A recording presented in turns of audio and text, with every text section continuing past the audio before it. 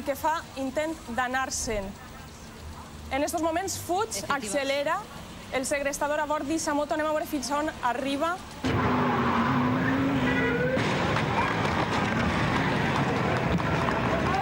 Este xoc brutal va posar fi a l'aventura de l'atracador. Un cotxe policial que estava amagat en un cantó li va eixir al pas. El jove va saltar pels aires i va caure a terra.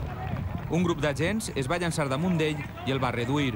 Un policia es va fer amb la pistola i la granada que portava. Emmanillat i entre un remolí de policies, el van portar fins a una ambulància. El detingut, toxicòman i amb antecedents policials, acabava així el seu dia més llarg, el d'ell, el de la policia i el de tota la ciutat d'Alacant. A este barri avui es respira